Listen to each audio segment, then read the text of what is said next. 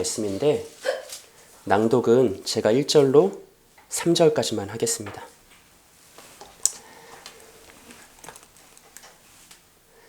삼손이 가사에 가서 거기서 한 기생을 보고 그에게로 들어갔더니 가사 사람들에게 삼손이 왔다고 알려짐에 그들이 곧 그를 애워싸고 밤새도록 성문에 매복하고 밤새도록 조용히 하며 이르기를 새벽이 되거든 그를 죽이리라 하였더라. 삼손이 밤중까지 누워있다가 그 밤중에 일어나 성 문짝들과 두 문설주와 문 빗장을 빼어가지고 그것을 모두 어깨에 메고 헤브론 앞산 꼭대기로 가니라. 아멘. 자, 우리 오늘은 이렇게 인사할게요. 좀 긴데, 은혜는 조금도 당연하지 않은 본래의 모습 속에서만 가장 찬란하게 빛납니다. 은혜는 조금도 당연하지 않은 본래의 모습 속에서만 가장 찬란하게 빛납니다. 네, 한 번 더요. 하나님은 우리가 믿음과 순종으로 하나님의 싸움과 승리에 동참하길 원하십니다. 하나님은 우리가 믿음과 순종으로 하나님의 싸움과 승리에 동참하길 원하십니다. 네, 감사합니다. 자, 지난주에 우리는 사사기 전체에서 가장 뛰어나고 가장 강력하며 가장 특별한 사사였던 그 삼손에 대한 성경의 이야기를 함께 살펴보았습니다. 삼손은 나면서부터 하나님께 온전히 바쳐진 나실인이었죠. 그리고 동시에 삼손은 그의 평생의 모든 순간마다 늘 분에 넘치는 성령의 영감과 능력으로 가득했던 가장 특별한 사사였습니다. 그래서 우리는 기대를 하는 거죠. 어둡디 어두운 이스라엘 땅에 이제는 이 영감 넘치는 가장 특별한 사사를 통해서, 삼손을 통해서 하나님의 구원과 회복과 치유의 빛이 다시 한번 이스라엘 땅에 드리워지지 않을까라고 기대하죠. 하지만 안타깝게도 우리가 확인한 것은 삼손은 나실인이자 사사임에도 불구하고 하나님의 영광을 따라 하나님의 말씀을 조차 하나님을 위해서 살아간 적이 없다.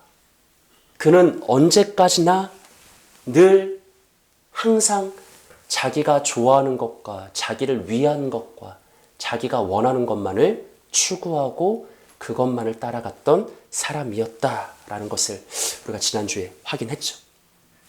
방금 읽은 오늘 본문 1절로 3절에는 이와 동일한 짤막한 에피소드가 한 가지 더 기록되어 있는 부분이거든요.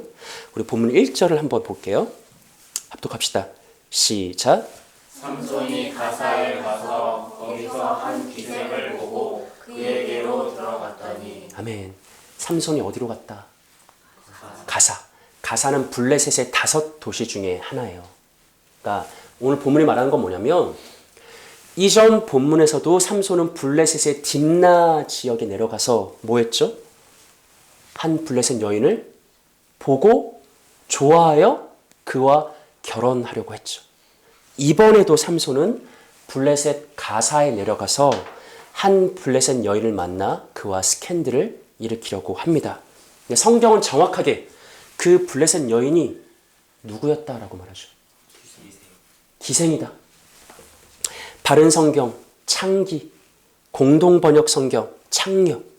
그러니까 삼손은 블레셋 가사 지역에 내려가서 블레셋의 창기와 하룻밤 동침하는 모습을 보여주고 있는 거예요. 어떻게 이럴 수가 있는가?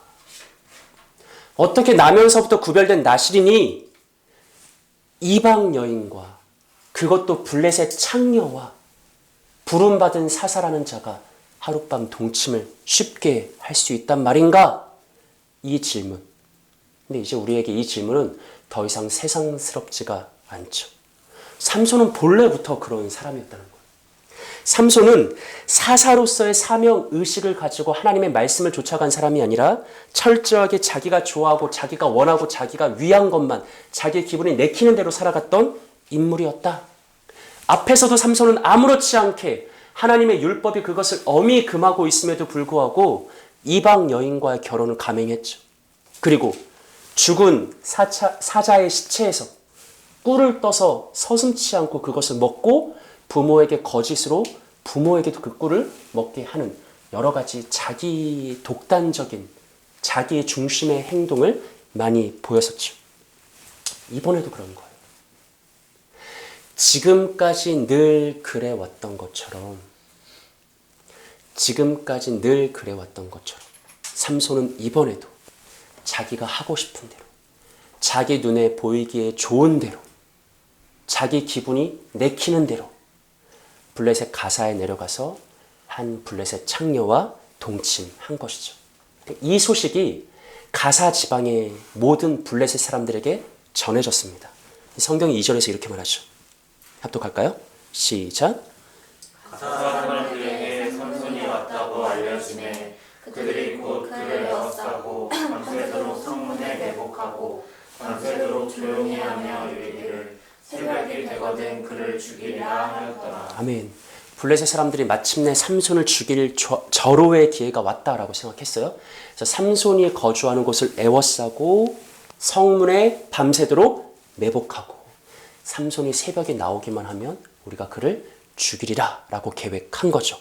근데 삼손이 이걸 이미 눈치챈 것 같아요. 3절 보시면 이렇게 말합니다. 삼손이 밤중까지 누워있다가 그 밤중에 일어나 성 문짝들과 두 문설주는 기둥이거든요. 그리고 문빗장을 빼어가지고 그것을 모두 어깨에 메고 헤브론 앞산 꼭대기로 가니라. 무슨 말이냐면 삼손이 느닷없이 밤중에 일어나서 무력 시위를 했다는 거예요. 삼손이 모르고 있는 게 아니라 알고 있어요. 블레셋 사람들이 매복했다는 거.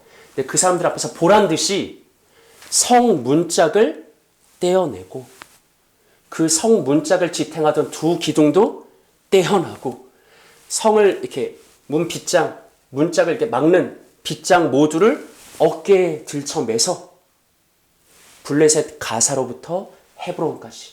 이게 지도로 보면 블레셋이 해안 지역이에요. 해안 지역에서 헤브론은 산간 지역이거든요. 유대의 산간 지역. 블레셋 영토에서 유대 산간 지역까지 무력 시위를 한 거예요. 몇 시간 동안 걸어갔는지 모르겠어요. 뭐 어느 지역이든지 어느 지방이든지 어느 도시든지 무엇만큼은 가장 견고하게 만들죠. 성문만큼. 왜 저게 침입을 막아야 되니까. 이게 정확히 역사적 고증 자료를 내가 보지 못해서 모르겠지만 이 성문짝의 무게와 견고함을 상상할 수 없을 만큼 크고 대단한 것이었을 거예요. 근데 삼손은 괴력으로 무시무시한 힘으로 문짝을 떼어서 어깨에 메고 기둥까지 어깨에 메고 이게 사람의 어깨에 다 올라가는지 모르겠어. 그 모든 어깨에 메고 보란듯이 헤브론까지 올라갔어요. 매복해 있던 블레셋 사람들이 기가 질려서 감히 그에게 덤벼들 엄두조차 내지 못했죠. 여기서 중요한 질문. 지난주와 동일한 한 가지 질문. 삼손은 어떻게 이 일을 행했죠? 삼손은 무엇으로 이 괴력쇼를 선보였죠? 무엇으로? 분에 넘치는 성령의 영감과 능력. 분에 넘치는 성령과 영감.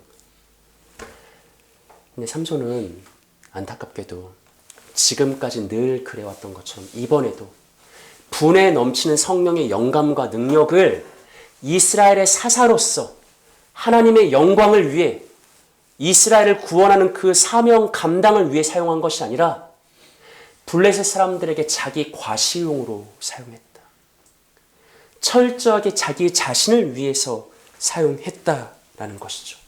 그러니 여기서 우리는 한 번 더 지난주에 말씀을 나눈 것처럼 비록 분에 넘치는 성령의 영감과 능력과 임재와 감동과 열매가 내 안에 있어도 내 삶에 있어도 실제로 나는 얼마든지 삼손처럼 살아갈 수 있다. 내가 막 손을 대기만 해도 막 성령의 영감이 나타나고 막 그럴지는 모르겠지만 그런 삶이라 할지라도 실제 내 마음은 철저하게 오직 나만을 추구하며 살아갈 수 있다. 이것을 기억하고 경계하면서 바울이 말한 것처럼 우리 예배 전에도 지난주 말씀에 근거한 기도를 했잖아요. 바울이 말한 것처럼 살든지 죽든지 자기를 위해 사는 자가 없고 오직 주님을 위해서 기쁨과 즐거움으로 살아갈 수 있는 우리 세움의 형제 자매들이 되시기를 예수님의 이름으로 축복합니다. 자, 오늘 본문은요, 블레셋 가사에 있었던 짤막한 일화를 말하고 이제 드디어 삼손의 이야기 중에 가장 유명한 삼손과 들릴라에 대한 이야기를 시작합니다. 우리 본문 4절 말씀 한번 읽어볼까요? 시작. 이후에 삼손이 소의 골짜기에 들릴라라 이름 많은 여인을 사랑하네. 아멘. 자, 삼손이 소렉 골짜기에 거주하는 들릴라라는 여인을 사랑하게 되었습니다. 소렉 골짜기는 이스라엘의 영토예요. 그래서 학자들은 이 들릴라의 정체가 뭐냐? 이스라엘 여인이냐?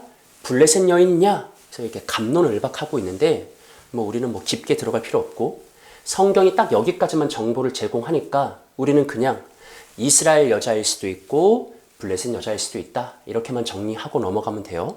중요한 것은 삼손이 소렉 골짜기에 사는 들릴라를 뭐 했더라라는 것이죠. 삼손이 뭐 했다? 사랑했다. 삼손 내러티브에서 처음으로 삼손이 사랑했다라는 표현이 등장해요. 앞에 딥나 여인과 삼손이 뭐 하려고 했었죠? 결혼하려고 했었죠. 근데 딥나 여인과 결혼하려고 할 때도 삼손은 그 여자를 내가 좋아하오니 라고 말했거든요. 사랑한다는 말은 한 적이 없어요. 우리가 방금 살펴본 가사의 창녀, 거기서는 심지어 좋아했다라는 말도 없어요. 삼손이 철저하게 하룻밤의 정욕의 대상으로 봤다는 의미가 담겨 있다는 거죠.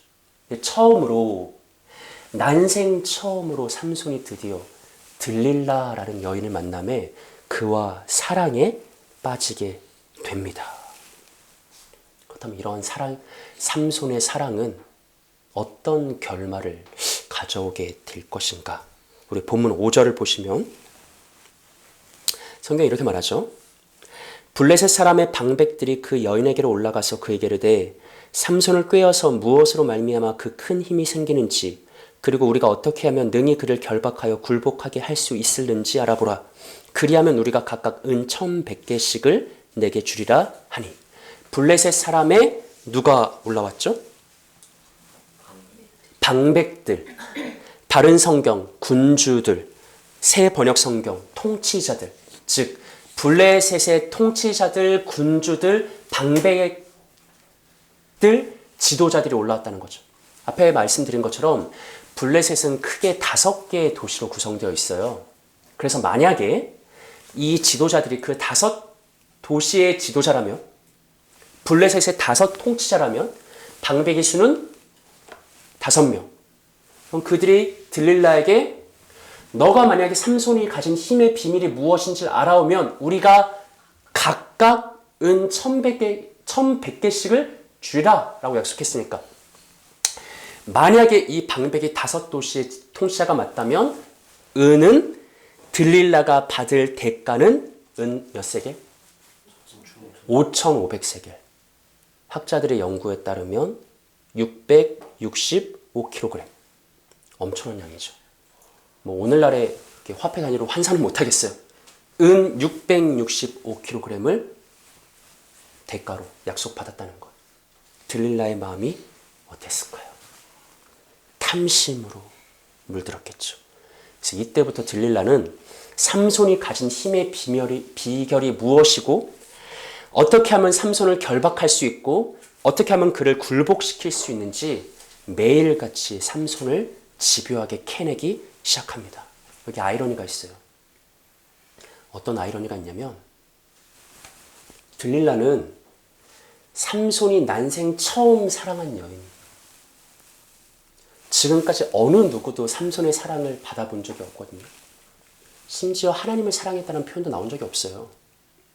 삼손은 이 지구상에 들릴라는 이 지구상에 단 한 명, 삼손으로부터 깊은 사랑, 그의 헌신적인 사랑을 받은 여인이에요.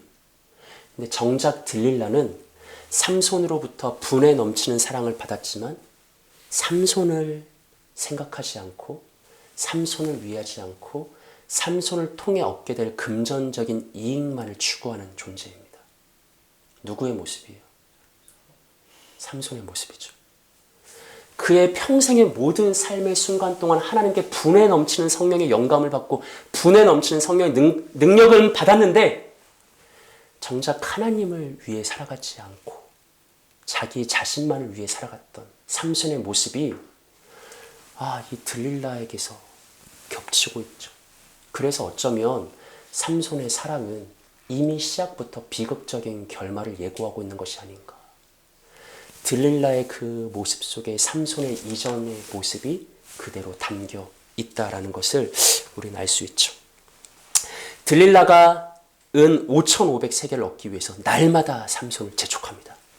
날마다 바가지를 긁어요. 삼손이 죽을 지경이 됩니다. 성경 16장 16절 한번 읽어볼까요? 합독합니다. 시작. 날마다 그 말로 그는 재촉하여 조르매 삼손의 마음이 번뇌하여 죽을 지경이라. 아멘.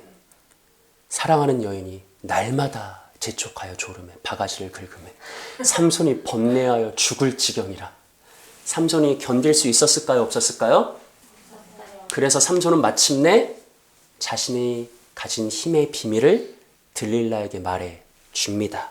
그리고 우리가 익히 잘 알고 있는 것처럼 삼손은 들릴라의 유혹에 넘어가서 머리를 밀리고 하나님이 그에게만 주신 성령의 능력을 완전히 상실하고 블레셋 사람들에게 잡혀가게 되죠. 노예로. 이게 삼손과 들릴라 이야기의 전체적인 내용이에요. 저는 오늘 이 삼손과 들릴라의 이야기 속에서 우리가 오늘을 살아가는 우리가 특별히 주목할 만한 두 가지 관전 포인트가 있다고 생각하는데, 첫 번째는 뭐냐면 우리는 참 어리석게도 동일한 죄와 동일한 실패를 반복하더라라는 것이죠. 삼손이 그랬다는 것. 삼손 정말 어리석게도 동일한 죄, 동일한 실수, 동일한 실패를 반복하는 삶을 살아간다. 본문 6절을 한번 읽어볼까요? 본문 6절 읽어볼게요. 시작.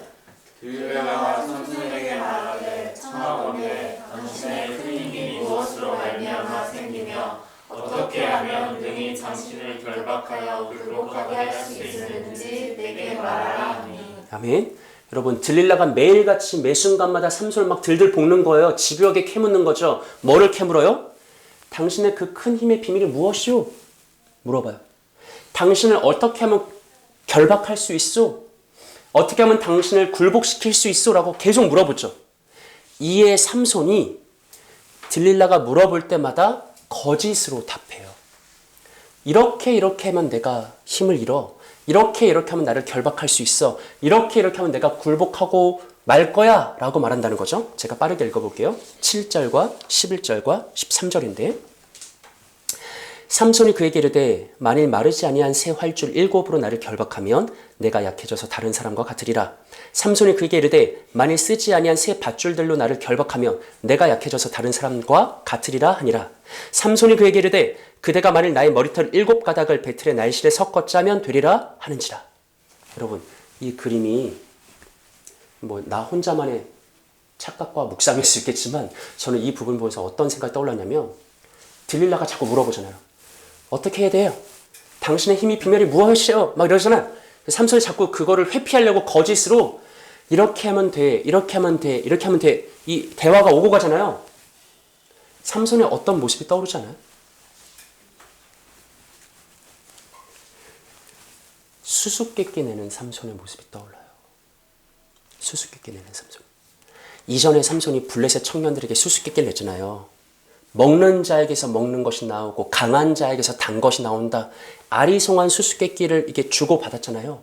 그런데 들릴라가 계속 삼손의 비밀을 캐내려고 하고 삼손은 어떻게든지 거짓말로 그 비밀을 회피하려고 대답하는, 이렇게 하면 돼, 이렇게 하면 돼. 이게 이전에 삼손이 즐겨했던 수수께끼 놀이를 연상시킨다는 거죠. 그래서 독자들은 이 부분에서 마음이 불안해지는 거예요. 삼손 이전에도 수수께끼 잘못 냈다가 큰 코 다쳤었는데 얘 왜 이러지?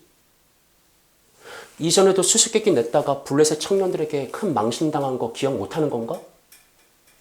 이전에도 수수께끼 냈다가 결국엔 자기가 좋아하는 여인의 계속되는 요청에 못 이겨서 자기 스스로 수수께끼의 답을 실토하고 그로 인해서 자존심 상하고 큰 낭패를 겪었던 일을 기억 못하는가? 그 일을 벌써 까먹었는가? 벌써 잊어버렸는가? 이번에도 삼손은 심지어 사랑하는 여인 들릴라의 계속되는 추궁, 비밀을 캐는 그 집요함 속에 처해 있는데 설마 이번에도 자기 힘의 비밀을 말하고 말 것인가? 예전에 했던 실수를 반복할 것인가? 예전에 했던 실패를 반복할 것인가? 이런 독자들의 우려와 근심이 이 들릴라와 아슬아슬하게 수수께끼 놀이를 하고 있는 삼손의 모습에서 얼마든지 생겨날 수 있다는 것이죠. 여러분, 삼손은요, 반전 없는 남자예요. 삼손의 모든 삶은 반전이 없어요. 우리가 걱정하고 우려하고 염려했던 그대로 삼손은 행합니다. 이전의 실수를 반복할 것인가? 삼손은 이전이 자신이 했던 실수를 그대로 반복합니다. 이전에 했던 죄를 반복할 것인가? 이전에 행했던 죄를 그대로 반복합니다. 중요한 것은 이것은 사실 삼손만의 모습은 아니다. 삼손만의 어리석음은 아니다. 삼손의 모습 안에 나와 동일한 나의 삶의 모습이 있다라는 것이죠. 우리 모두의 삶에서 매일매일 반복되고 있는 문제죠. 여러분, 하나님의 말씀 앞에서 우리가 잠잠하게 우리 자신의 마음을 되짚어 보면 어떤 놀라운 사실을 알 수 있냐면 의외로 죄가 창조적이지 못하다는 사실을 알게 돼요. 죄가 뭐하지 못하다고요? 여러분, 죄는 창조적이지 않아요. 우리가 매일같이 죄의 유혹에 넘어가고 매일같이 죄에 굴복하고 매일같이 죄에 자빠지는데 그게 죄가 매일같이 매 순간같이 새로운 전략을 가지고 나오니까 야, 이거 참신한데? 이건 생각 못했어 하고 또 넘어가고 이런 식으로 넘어가는 게 아니라고요. 말씀 앞에서 기도하는 가운데 우리의 삶의 모습을 점검하고 내 마음이 어떻게 움직이는지를 면밀하게 재관찰하면 뭘 알게 되냐면 죄는 거의 항상 비슷한 패턴으로 접근하고 비슷한 수작을 걸어오고 비슷한 논리로 나를 넘어뜨려요. 거의 항상 그럽니다. 진실로 우리는 삼손처럼 동일한 실수와 동일한 실패와 동일한 죄를 우리의 삶에서 반복하더라는 것이죠. 근데 두 번째로 여기서 중요한 것은 뭐냐면 그 계속되는 죄의 동일한 패턴과 나의 동일한 실패 속에서 우리는 그 동일한 죄의 실패와 반복이 있음에도 불구하고 우리의 마음이 얼마든지 삼손처럼 작동할 수 있다는 거예요. 삼손이 자꾸 반복되는 실패와 실수와 죄의 문제 속에서 그의 마음이 어떻게 작동되었는지 한번 살펴볼게요. 삼손이 들릴라에게 비밀을 말하죠. 들릴라가 자신의 무릎에 삼손을 이렇게 눕혀서 잠을 자게 하고 삼손이 잠들어 있는 동안 뭘로 밀었는지 모르겠지만 그의 7가닥, 그러니까 머리털 이렇게 매듭 지어놓잖아요. 고대인들은 그 굵은 머리털을 7가닥을 다 밀어버렸다는 거예요. 그리고 삼손을 막 꼬집고 막 괴롭혀 보니까 삼손이 힘을 못 써. 일반 자연인이 됐어요. 그래서 그것을 확인하고 신호를 보내니까 매복해 있던 블레셋 사람들이 동시에 삼손을 잡으려고 튀어나왔습니다.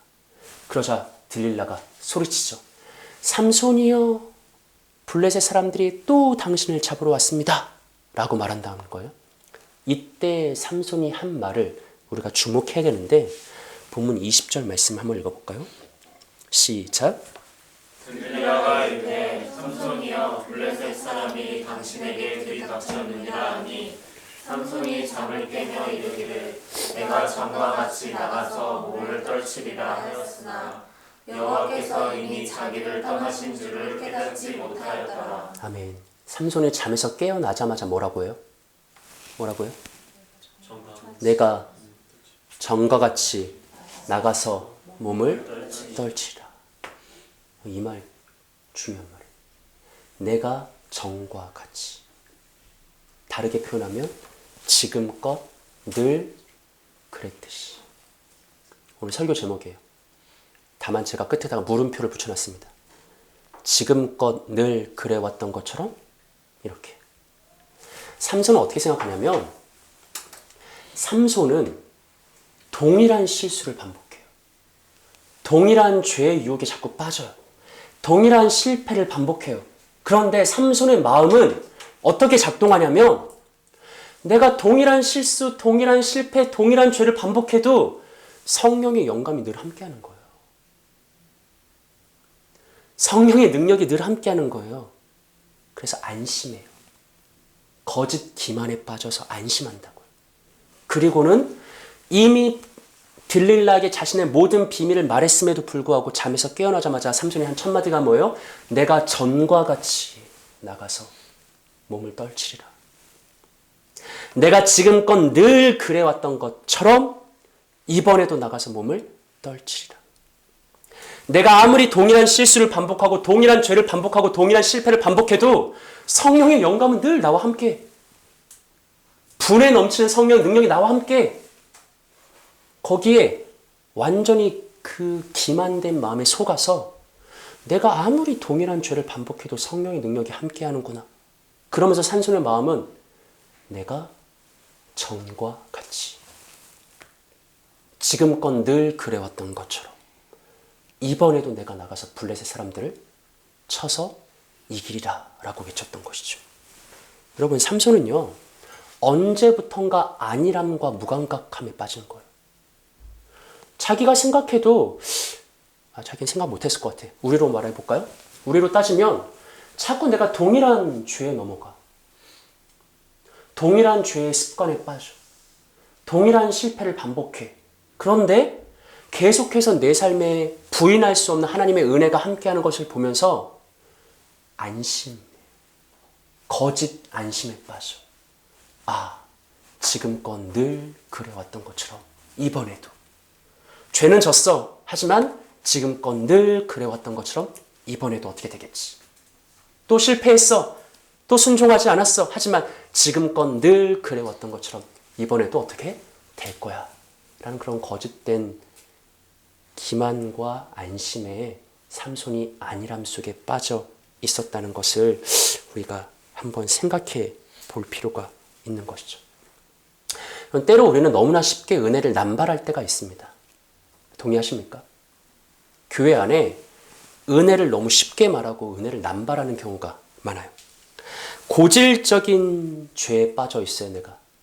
계속되는 죄의 동일한 패턴에 자꾸 걸려 넘어져요. 근데 어느 순간 보니까 내 삶에 여전히 하나님의 은혜와 능력이 함께하는 거예요. 그럼 우리는 뭐 해야 돼요? 감사해야 돼요. 맞죠? 하지만 동시에 한 번쯤은 우리의 마음이 진짜 어떻게 작동하고 있는지를 재점검해 볼 필요가 있는 겁니다. 히브리서 12장 4절 말씀 한번 보시겠습니까? 히브리 기자 이렇게 말하죠.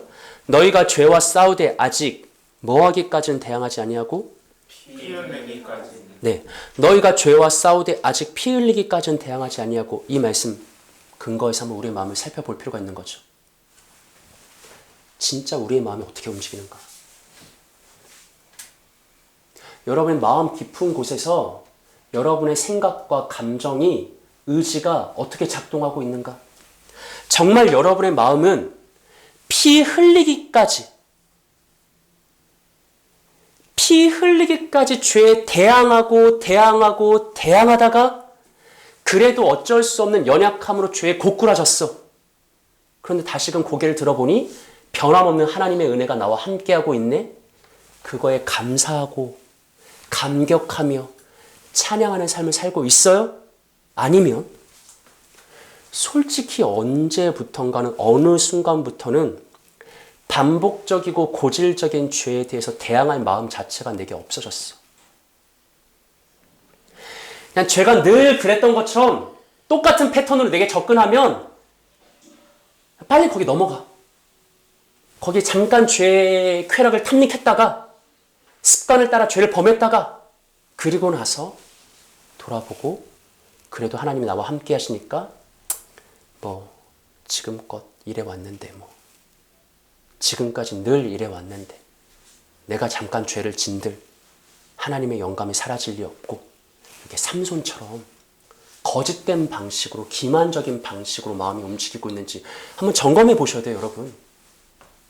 내가 진짜 하나님 앞에서 죄에 대해서 치열한 사투를 벌이다가 끝내 나의 힘이 미약해서 굴복하지만 하나님의 은혜를 발견해서 감격하고 있는 것인지, 아니면 죄가 같은 패턴으로 내게 접근해 올 때마다 언제부턴 그것에 대항할 의지조차 없고 그냥 습관을 따라 죄를 즐겨 짓다가 하나님의 은혜는 그래도 나와 함께하지라고 거짓된 안심에 빠져 있는 건지, 우리 모두가 오늘 이 시간 말씀 앞에 또한 기도의 시간에 자신의 마음이 어떻게 움직이는지를 면밀하게 점검해 봐야 되는 거죠. 이게 은혜를 남발하는 거예요. 교회 안에서 은혜를 남발하는 경우가 너무나 많습니다. 제가 너무나 당연한 사실 한 가지 말씀드릴까요? 너무 당연한 사실인데, 이 세상에는 당연한 것이 있어요, 없어요? 없습니다. 명제예요, 명제. 이 세상에는 당연한 것이 없습니다. 그리고 그 모든 것들 중에 은혜라는 것처럼 당연하지 않은 것이 없습니다. 은혜라는 말이 뭐예요? 여러분, 은혜라는 말 속에는 당연하지 않다라는 의미가 담겨 있어요. 은혜라는 것은 받을 자격이 없는 자에게, 그것을 이렇게 수여받을 자격이 1도 없는 자에게 하나님이 그냥 그의 무조건적인 호의와 사랑과 긍휼로 인하여서 조건 없이 주는 게 은혜예요. 즉, 은혜란 것은 조금도 당연하지 않은 것을 나에게 주시는 것이 은혜라고요.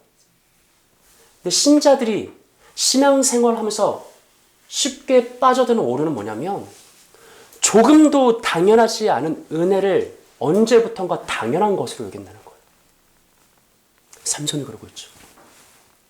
고질적이고 습관적인 죄에 빠져 있는데 성령의 영광과 능력이 늘 함께하는 거예요. 근데 그거를 정말 우리가 아까 마음을 점검하자고 한 것처럼, 내가 이렇게 연약한데, 내가 이렇게 죄에 말라마다 고꾸라지는데 그럼에도 불구하고 하나님 나를 놓지 않는구나라는 순수한 영혼의 감격인가? 아니면 어느 순간부터 그 당연하지 않은 은혜를 당연하게 여기는 나의 안일함인가?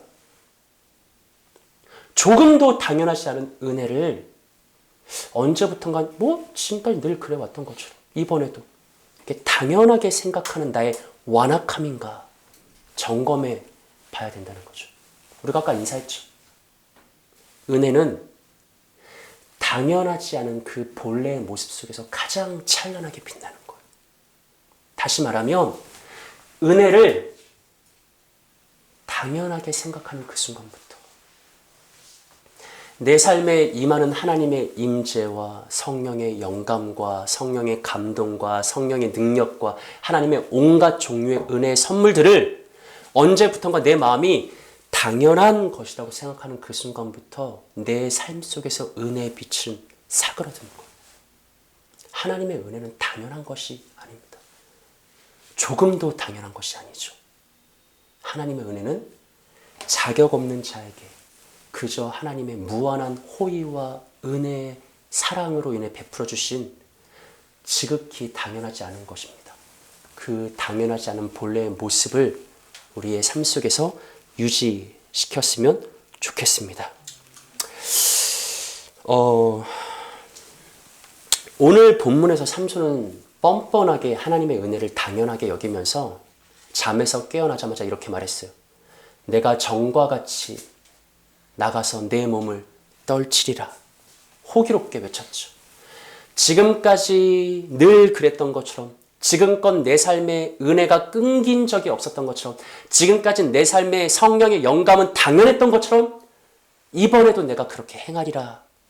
근데 그 순간 삼손은 이미 여호와께서 자신을 떠났다는 사실을 깨닫지 못했습니다. 그래서 삼손은 다음과 같은 비참한 결말을 맞이하게 되죠. 21절 말씀 한번 읽어봅시다. 시작.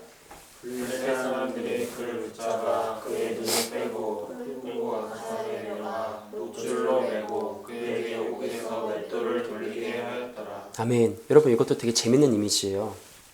삼손은 우리가 이전 시간에 봤잖아요. 사사기 16장까지 13장까지 나선형 하강 구조를 그리면서 온 이스라엘 백성들과 심지어 사사들조차도 완전한 깊은 영적 침체와 절망에 빠져 있는 가장 어둡디 어두운 그 상황 속에 한 줄기 빛처럼 등장한 존재가 삼손이에요. 가장 성령의 영감이 충만한 사사, 가장 성령의 능력이 뛰어난 사사, 빛과 같이 구원과 회복의 빛처럼 삼손이 등장하죠. 그런데 삼손은 그의 모든 생애, 모든 순간 동안 성령의 영감과 능력으로 빛이 났지만 정작 그의 마음의 눈은 어두웠습니다. 은혜를 당연하게 여기며 분에 넘치는 성령의 영감을 당연하게 여기며 그의 마음의 눈이 어두워졌죠. 하나님이 이미 그를 버린 것을 깨닫지 못했죠. 지독한 아이러니가 이어지는데 삶의 모든 순간 한 번도 빛이 나지 않았던 적이 없었던 삼손이 은혜를 당연히 여기는 거짓된 기만에 속아서 그의 빛나는 두 눈을 블레셋 사람들에게 빼앗깁니다. 되게 역설적인 이미지죠. 삼손의 모든 생에 빛이 나요.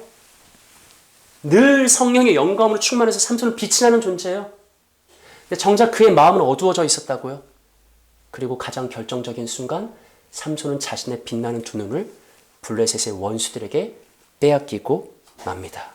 그러니 사랑하는 여러분, 은혜가 당연히 여겨지는 순간 우리의 삶의 빛이 사그라든다는 것을 기억합시다.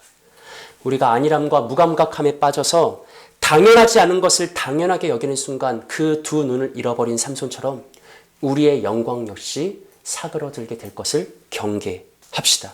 그리고 이제는 우리의 삶의 모든 순간에 변함없는 하나님의 은혜를 당연하게 반응하는 것이 아니라 나의 연약함에도 불구하고 나의 계속된 실패에도 불구하고 베풀어 주신 하나님의 은혜에 진심으로 감사하고 감격하며 찬양하는 삶을 살아갑시다.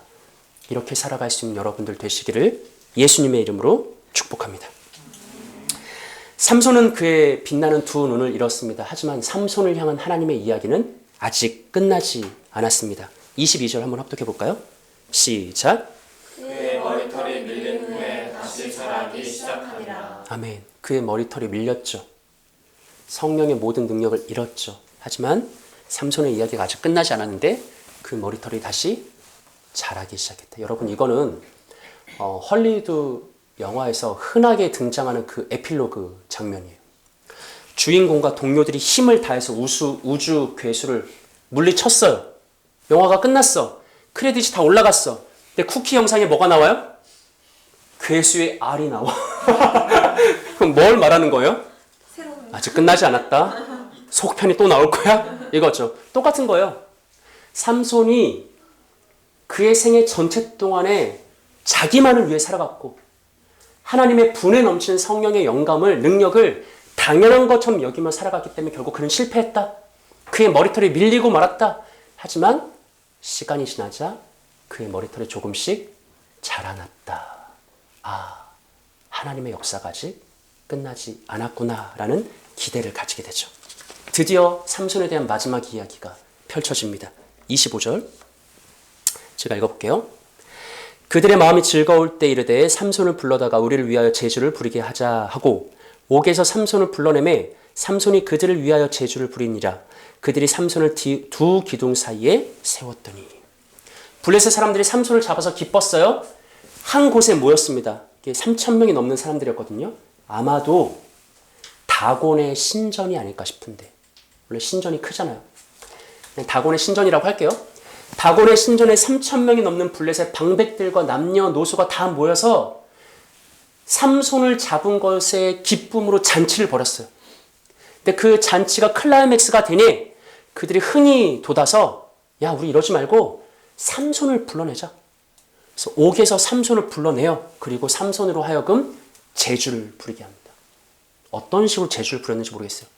두 눈을 잃은 삼손이 블레셋 수천 명 앞에서 막 개인기하고 막 제주 부리고 막 했어요. 그리고 삼손이 옆에 있는 한 어린아이에게 자기를 이 신전을 지탱하는 가장 큰 두 기둥 사이에 세워달라라고 요청을 하는 게 바로 이 성경 말씀이죠. 삼손이 얼마나 큰 치욕을 당한 거예요. 나면서부터 나시린이고 부름받은 사사고 가장 특별한 성령의 능력을 받았던 사사 삼손이 여기서 얼마나 큰 치욕과 능욕을 당한 거예요. 삼손이 뭐 하고 싶을까요? 복수하고 싶겠죠. 삼손이 하나님께 이렇게 기도합니다. 28절을 한번 읽어볼게요. 시작. 삼손이 여호와께 부르짖어 이르되 주 여호와여 구하옵나니 나를 생각하옵소서. 하나님이여 구하옵나니 이번만 나를 강하게 하사 나의 두 눈을 뺀 블레셋 사람에게 원수를 단번에 갚게 하옵소서 하고. 아멘. 여러분, 우리가 많은 사람들이 그래도 삼손 마지막에는 잘 하지 않았어? 라고 생각해요. 그래도 삼손 마지막에는 회개하고 사사답게 죽지 않았어? 라고 생각하죠. 제가 봤을 때 안 그런 것 같아요. 이 삼손의 마지막 기도는 지극히 삼손다운 기도, 삼손스러운 기도예요. 지금껏 삼손이 살아온 그의 삶이 그대로 묻어나는 마지막 기도예요. 삼손 뭐라고 요청해요? 하나님, 제가 지금까지 잘못했습니다. 나시린답게 살지 못했습니다. 사사답게 살지 못했습니다. 하지만 죽는 순간만큼은 이스라엘의 사사로서 명예롭게 죽고 싶습니다. 제가 하나님을 위해 싸우게 해 주옵소서라고 기도했어요? 아니죠.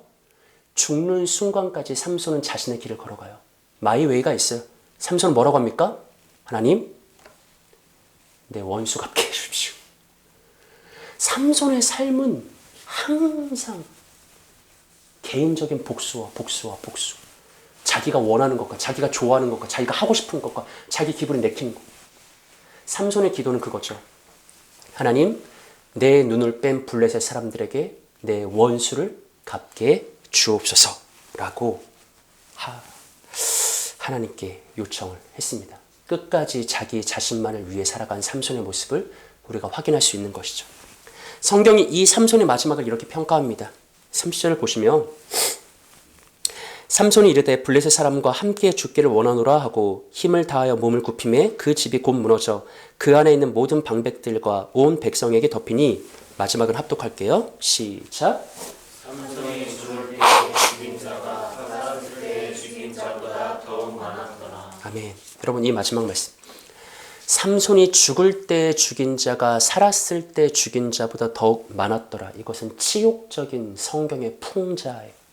성경의 문학 기법 중에 풍자가 등장하거든요. 누군가를 비꼬는 거죠. 어떻게 비꼬고 있어요? 삼손은 나시린이고 가장 특별한 사사였는데 정작 그가 사사로 산 20년의 삶 동안은 별게 없었다. 사사는 마지막 죽을 때 차라리 그의 20년의 사사의 삶보다 더 나은 죽음을 살았다. 삼손의 죽음을 긍정적으로 평가하는 게 아니라 삼손 참 사사답지 못하게 살았다.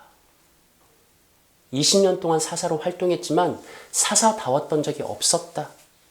차라리 마지막 죽는 그 순간 오히려 삼손은 사사다웠다고 평할 수 있을 것이다. 이런 의미를 가진 성경의 풍자입니다. 이 마지막 삼손의 이야기에서 제가 오늘 마지막으로 나누고 싶은 성경의 주제가 있어요. 그게 뭐냐면 삼손은 끝까지 자신의 길을 걸어가죠. 삼손은 변함없이 늘 그래 왔던 것처럼 자신의 길을 걸어가죠.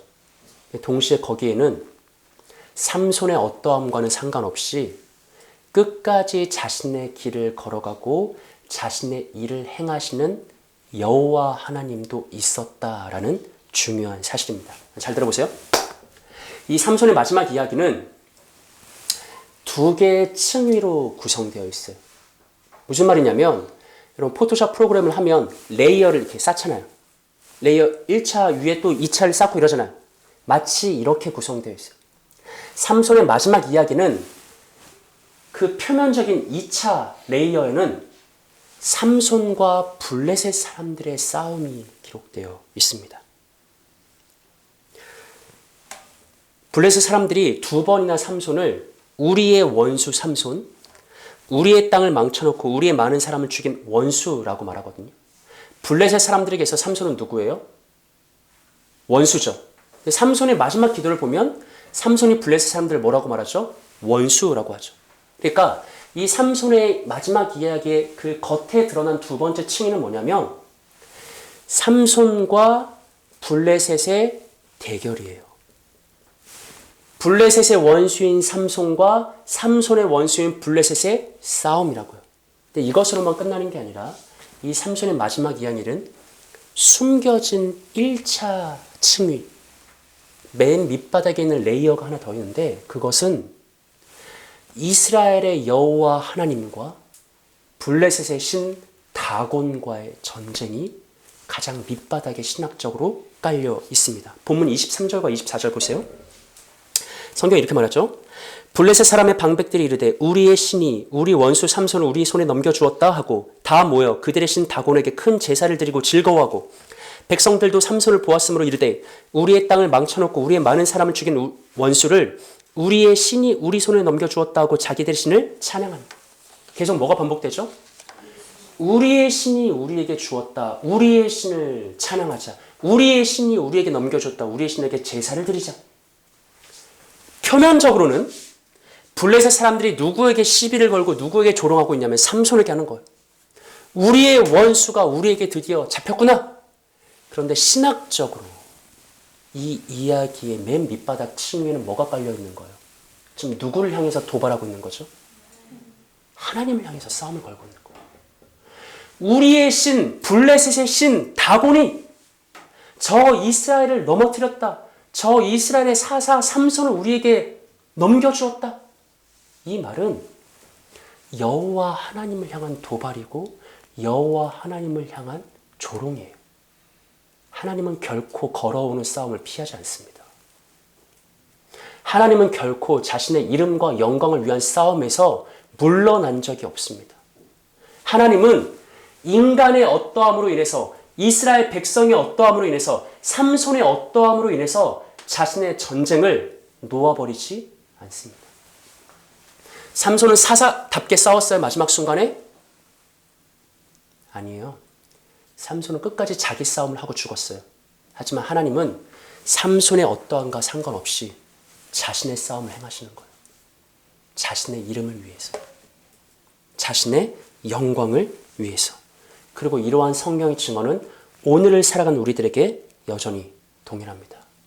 우리의 눈에 보이지 않을 뿐이지 우리의 삶의 표면적인 층위는 나와 죄의 싸움이고 나와 세상의 싸움이고 나와 사단의 싸움이에요. 그 싸움 속에서 우리는 성공하고 실패합니다. 승리하고 패배하죠. 그래서 진보와 쇠퇴, 전진과 후퇴를 거듭하는 해변의 파도와도 같은 삶을 살아요. 그것이 우리의 인생이에요. 하지만 하나님은 우리의 어떠함과 상관없이 늘 하나님의 싸움에서 뭐 하십니까? 뭐 하십니까? 승리하십니다. 나는 패배할 때가 있지. 나는 뒤로 물러설 때가 있지. 나는 실패할 때가 있지. 하지만 맨 밑바닥 층위에서 보이지 않는 영역에서 일어나는 하나님의 싸움에서 하나님은 단 한 번도 패배한 적이 없어요. 하나님은 늘 하나님의 일을 행하시고 하나님의 길을 걸어 가십니다. 중요한 것은 그럼 내 싸움이 무슨 의미가 있는데? 이게 우리의 질문이잖아요. 내가 잘하든 못하든 내가 이겼든 졌든 하나님은 결국 이긴다면 내 싸움에 무슨 의미가 있는데? 이게 우리의 질문이잖아요. 여러분, 우리의 싸움과 하나님의 싸움은 믿음과 순종이라는 메커니즘 속에서 신비한 역학을 이뤄요. 나의 싸움과 하나님의 싸움이 아무 의미 없이 동떨어진 싸움이 아니라 내가 져도 하나님은 승리하시거든요. 이거 우리는 분리시킬 수 있잖아요. 근데 그렇지 않고 나의 싸움과 하나님의 싸움은 믿음과 순종 혹은 불신과 불순종이라는 메커니즘을 기초로 해서 신비한 역학 관계를 그리고 있습니다. 사사기 뒤에 사무엘상이 있잖아요. 사무엘상 초반부에 어떤 내용이 있냐면 이스라엘 백성들이 블레셋과의 싸움에서 졌어요. 어떻게 하면 얘네들을 이길 수 있지? 궁리하다가 여호와의 언약궤를 가져오자. 여호와의 언약궤를 전쟁에 갖고 나가면 우리가 이길 수 있다라고 해서 하나님의 언약궤를 가지고 블레셋과 전쟁에 나가요. 블레셋의 사기가 저하되거든요. 근데 이때 이스라엘은 하나님을 향한 온전한 믿음과 순종으로 반응했던 게 아니라 그냥 하나님을 이용하고 싶었던 거예요. 삼손처럼. 하나님의 능력과 영감을 이용하고 싶었던 거예요. 전쟁에서 승리하려고. 믿음과 순종이 아니라 불신과 불순종으로 하나님의 언약궤를 가지고 왔죠. 이스라엘과 블레셋 싸움 어떻게 될까요? 누가 이길까요? 블레셋이 이깁니다. 이스라엘이 불신과 불순종으로 반응했을 때 표면적인 이스라엘과 블레셋의 싸움은 이스라엘이 패배한다고요. 여호와의 언약궤가 블레셋에 잡혀가거든요. 빼앗겨요. 근데 우리는 기대하게 되죠. 나와 사탄과 세상의 싸움만 있는 게 아니라 그 밑바닥에는 누구와 누구의 싸움이 있다. 하나님과 세상의 싸움이 있다. 여호와의 언약궤가 블레셋 땅으로 잡혀갔는데 그래서 이 블레셋 사람들은 전리품으로 여호와의 언약궤를 그들의 신인 다곤의 신전에 놔두거든요. 그 다음날 사람들이 갔더니 다곤이 물고기 모양의 신이에요. 근데 그 다곤이 여호와의 언약궤 앞에 무릎을 꿇고 땅에 고개를 쳐박고 있는 거예요. 그래서 블레셋 사람들 깜짝 놀라서 다곤을 제자리에 일으켜 세웠어. 근데 그 다음날 갔더니 이번에는 이렇게 하고 있을 뿐만 아니라 머리와 손목이 다 잘려서 끊겨져 있는 거예요. 분리되어 있는 거예요. 뭘 말하는 거죠?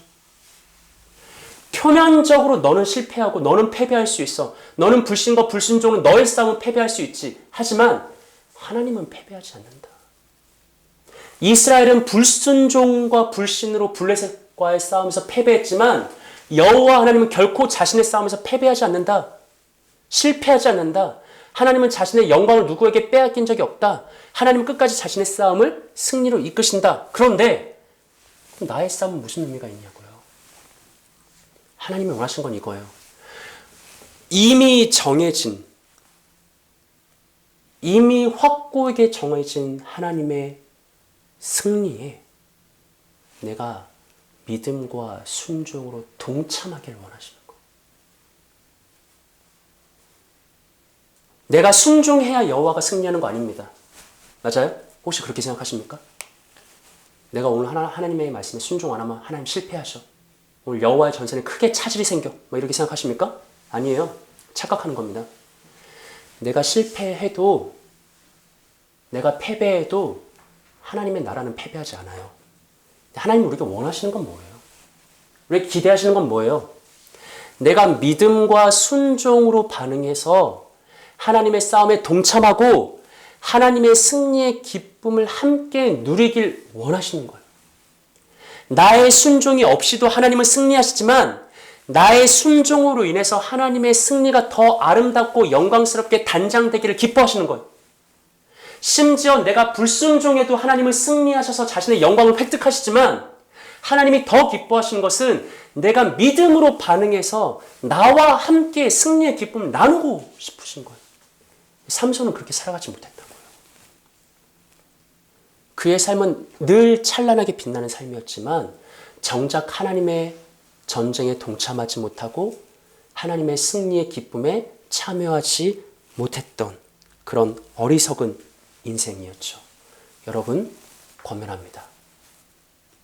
우리에게 주어진 하나님의 모든 은혜를 당연한 것으로 여기지 아니하며 늘 하나님의 말씀 앞에서 우리의 마음을 재점검하며 그리고 심지어 내가 불순종하는 그 순간에도 우리의 하나님을 승리하실 것이지만 가능하면 믿음과 순종으로 반응해서 하나님의 승리에 동참하여 그 기쁨을, 즐거움을 함께 누릴 수 있는 하나님의 영광에 온전히 기쁨으로 참여할 수 있는 우리 세움의 복 있는 형제와 자매들 되시기를 예수님의 이름으로 축복합니다. 아멘. 우리 함께 기도하겠습니다.